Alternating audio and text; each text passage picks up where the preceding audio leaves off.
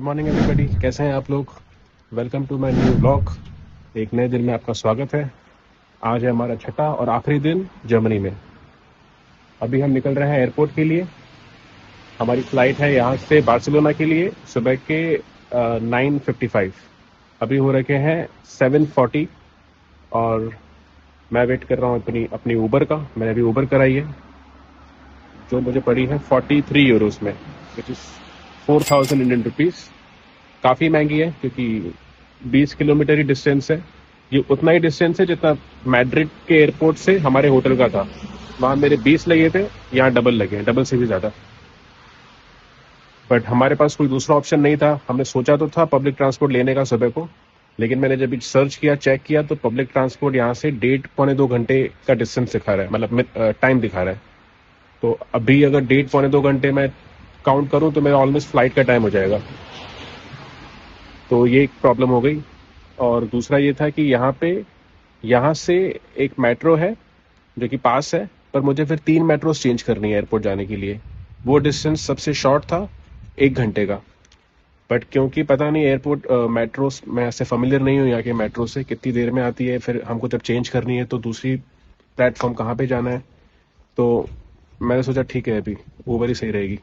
दूसरा एक better option दिख रहा था ट्रेन का, कि यहाँ से 7 मिनट की वॉक थी, फिर ट्रेन थी और ट्रेन सीधा एयरपोर्ट पहुंचाती है। लेकिन प्रॉब्लम यह है कि वो हर 1 घंटे में है। तो 7:30 की ट्रेन निकल गई। अभी नेक्स्ट ट्रेन 8:30 की है जो मुझे पहुंचाएगी 9:15 बजे, और 9:45 बजे मेरी फ्लाइट ही है। तो इसलिए वो ऑप्शन भी सही नहीं रहा मेरे लिए। तो इसीलिए लास्ट में ऊबर का ही ऑप्शन बचा था, वही करा दी। आई थिंक 2-3 मिनट में आने वाली होगी। तो चलते हैं एयरपोर्ट।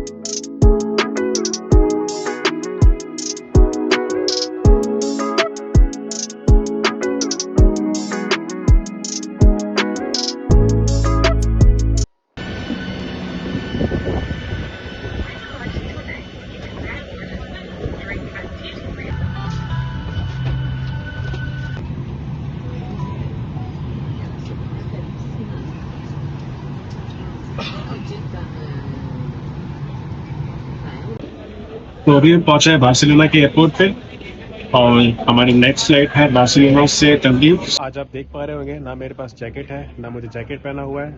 चश्मा भी निकल गया है क्योंकि 4-5 दिनों के बाद, 6 दिनों के बाद एक्चुअली धूप दिखी है, इधर सनलाइट दिखी है हमको। जो चीज़ नहीं होती है ना उसका वैल्यू तभी मालूम पड़ता है। इतने टाइम से हम स्पेन में रहते थे, खासकर जहाँ हम रहते हैं वहाँ का वेदर बहुत अच्छा रहता है। 12 के 12 महीने 20 to 30 के बीच में ही रहता है जो टेम्परेचर है। एवरेज पकड़ के चलो 24-25 के आसपास पूरे साल रहता है। अभी जब भी हम बर्लिन गए थे, और हम जब यहाँ रहते हैं तो उस वेदर के लिए बोलते हैं कि बड़ी गर्मी है, कभी कभी गर्मी ज़्यादा होती है, धूप निकलती है, अच्छी नहीं लगती। अभी जब भी बर्लिन गए थे तो ऐसा लग रहा था कि भाई जैसे तैसे करके बस वापस पहुँच जाए, सनलाइट एक बार देख लें, वो फीलिंग हो कि सूरज उग रहा है। एक चीज़ और जो मुझे ख़राब लगती है अभी ट्रैवल करते वक्त, ये फ़्लाइटों का जो सफ़र है ना, जब भी छोटे होते थे तो ऐसा लगता था कि कब फ्लाइट में उड़ेंगे, कब फ्लाइट में बैठेंगे। वो एक एक्साइटमेंट ही अलग होता था। अभी ऐसा लगता है फ़्लाइटों के सफ़र से कि यार कोई दूसरा सफ़र करा तो फ़्लाइटों का नहीं कराओ। सबसे बढ़िया है ट्रेन, उसके बाद है बस। क्योंकि फ़्लाइट के सफ़र का जो प्रोसेस है ना, वो प्रोसेस जो है वो बहुत टाइम टेकिंग है और बहुत टाइम वेस्ट करने वाला है। समझो आपकी 10 बजे की फ़्लाइट है तो आपको 8 तक आना है, 2 घंटे पहले आना है। फिर आपको अपना चेक इन कराना है, फिर बैग चेक इन करने हैं। उसके बाद आपको सिक्योरिटी में जाना है। तो जो भी पहना है, जो भी चीज़ें आपने पहनी हुई है, घड़ी हो, अंगूठियाँ हो, चेन हो, सब कुछ आपको, बेल्ट हो, टोपी हो, सब उतार के देना है। फिर सिक्योरिटी कराने के बाद आपको गेट तक जाना है, फिर वेट करना है कि कब गेट खुले और आपकी एंट्री हो। उसके बाद जब फ़्लाइट लैंड होती है तो फिर आप वेट करो कम्प्लीटली फ़्लाइट स्टेबल हो, पैसेंजर उतरना शुरू हो, फिर आप लोग उतरो।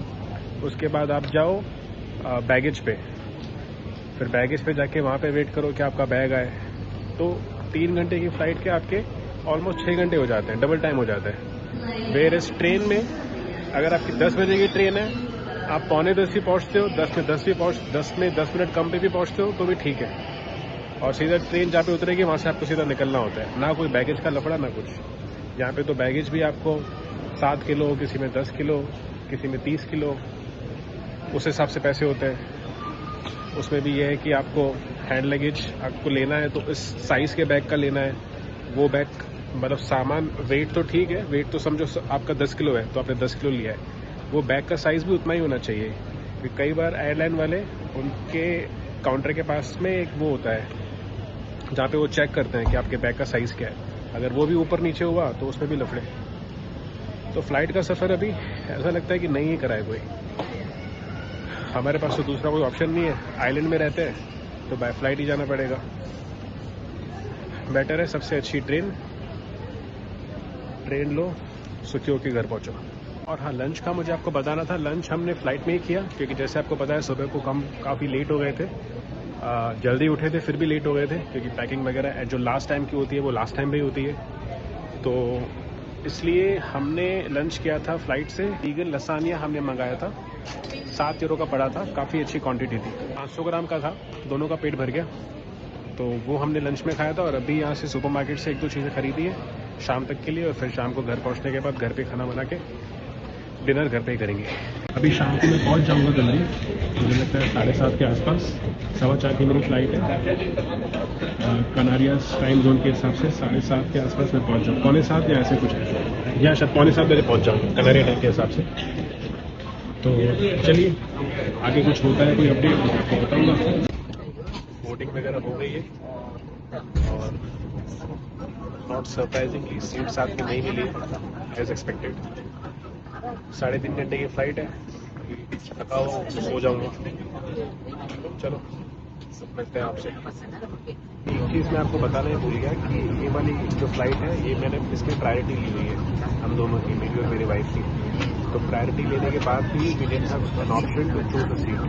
प्रायोरिटी में हमको ये था कि एक्स्ट्रा लगेज इंक्लूडेड था और क्यों ज़्यादा होती है तो हमको पहले बोर्ड करने को मिलता है। जैसे फॉर एग्जांपल 200 लोग हैं, 150 लोग हैं, तो उसमें आपको पहले चांस मिलता है बोर्ड करने का और ज़्यादा लगेज मिलता है। बट उसमें भी आपको चांस नहीं है कि आप सीट चूज़ कर सकते हो। तो भी देखते हैं, शायद मेरी वाइफ के पास वाली सीट खाली है, तो जैसे ही प्लेन टेक ऑफ करता है और अगर कोई दूसरा आदमी नहीं आता है तो फिर एक तो मैं चला लूँगा। आई थिंक कोई आएगा नहीं अभी क्योंकि बंद कर दिया है गेट, जितने लोग आने थे आ चुके हैं। तो जैसे ही टेक ऑफ करता है उसके बाद ही वहाँ पे जाके मैं बैठ पाऊँगा, तो उसके पहले मैं जा ही नहीं सकता, अलाउ ही नहीं है। जस्ट अभी लैंड किया है इधर अपने होम टाउन, अभी जा रहे हैं बैगेज के लिए। ये वाला एयरक्राफ्ट नया था रायनर का। हम बर्लिन से बार्सिलोना भी रायनर से आए थे और बार्सिलोना से तंदरीफ भी रायनर से आए हैं। तो ये वाला एयरक्राफ्ट शायद नया बनाया उन्होंने, अंदर से काफ़ी अच्छा था, काफ़ी कंफर्टेबल भी था, लेकिन जर्नी जो थी वो 3 घंटे 40 मिनट की थी। आधा घंटा लेट था फ्लाइट, 3 घंटा 10 मिनट में एक्सपेक्ट कर रहा था, आधा घंटा ज़्यादा लेट हो गया। लेकिन ठीक है, जैसे मैंने बताया एयरक्राफ्ट अच्छा था तो उतनी दिक्कत हुई नहीं। पहले वाला एयरक्राफ्ट थोड़ा पुराना सा था। चलो अभी पहुंच गए, बैग वगैरह ले लिया है, अभी चलते हैं पब्लिक ट्रांसपोर्ट की तरफ। यहाँ से बस लेंगे। तंदरीफ में यहाँ पे पब्लिक ट्रांसपोर्ट फ्री है रेजिडेंट्स के लिए, तो हमारे लिए तो अभी फ्री है।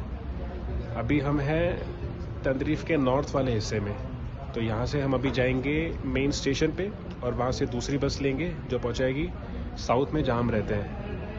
यहाँ से भी अप्रॉक्सीमेटली 1.5 घंटे की और जर्नी है, क्योंकि आधा घंटा यहाँ से स्टेशन जाने में लगेगा जो नॉर्थ का मेन स्टेशन है, और वहाँ से दूसरी बस लेनी है जो साउथ की मेन स्टेशन पे लेके जाएगी।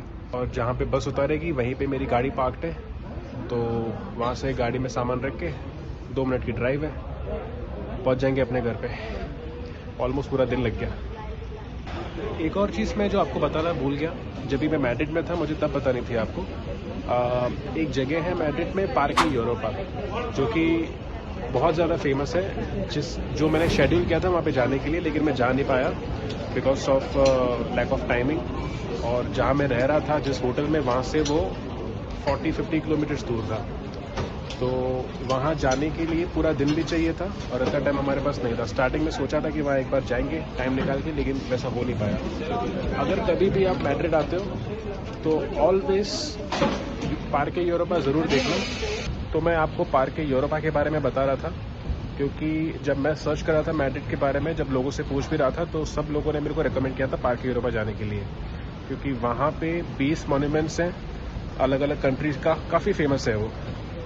और मैं खुद वहाँ पे जा नहीं पाया, तो एग्जैक्टली मेरे को मालूम नहीं है कि कितना अच्छा है, बट मैंने काफ़ी सुना है कि वर्थ वॉचिंग है, एक बार जाना चाहिए। तो मैड्रिड में अगर आप आते हो तो पुएर्तो देल सोल, जो कि सेंटर है मैड्रिड का, जिसके आसपास प्लाजा दे स्पानिया, ग्रान विया और फारो दे मोनक्लाओ के अलावा अगर आपको और कहीं जाना है तो आप प्लाजा दे स्पानिया भी जा सकते हैं। अपनी आइटनरी इस तरीके से बना सकते हैं कि वहाँ पे भी आप घूमो, लेकिन वहाँ पे जाने के लिए ध्यान रखना कि आपका एक दिन लगेगा, तो उस हिसाब से प्लान बनाना कि आप एटलीस्ट 6-7 घंटे निकाल पाओ।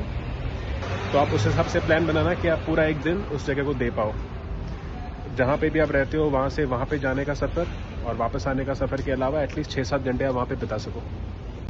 और बर्लिन में जो वहाँ का ब्रैंडनबर्ग गेट है, जो सबसे फेमस है वहाँ के एक्सकर्शन में सबसे ऊपर जिसका नाम आता है, अगर आप वहाँ पहुँच जाते हो तो वहाँ से एक स्ट्रीट है, सीधी स्ट्रीट, जिसके लेफ्ट एंड राइट पूरा लाइवली माहौल है, जहाँ पे बहुत सारी शॉप्स, सुवेनियर की शॉप्स, बहुत सारी आपको एक्सकर्शन की चीज़ें वहाँ पे दिखेंगी।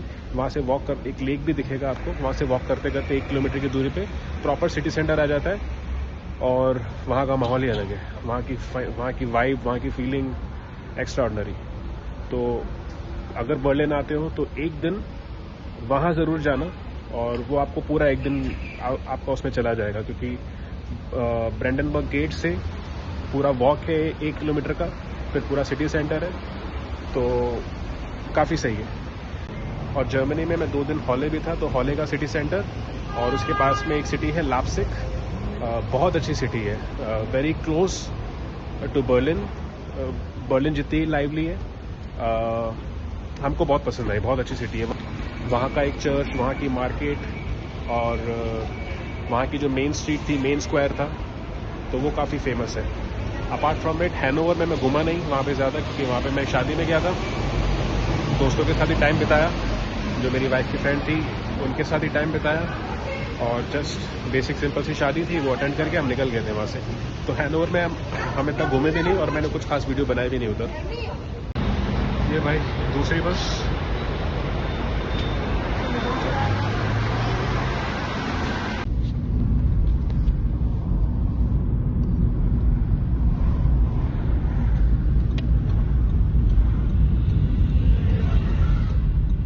तो फाइनली 8 दिन की ट्रिप के बाद अपने घर आ गए हम।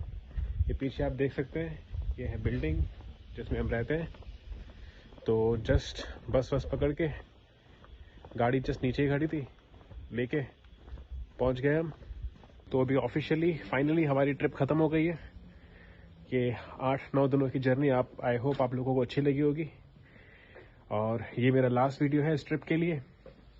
यहाँ से अभी मैं जा रहा हूँ अपने घर पे, और मिलते हैं फिर आपसे नेक्स्ट वीडियो में, एक नई ट्रिप में, एक नए सिटी में या एक नई कंट्री में। Till then take care, bye bye, see you soon.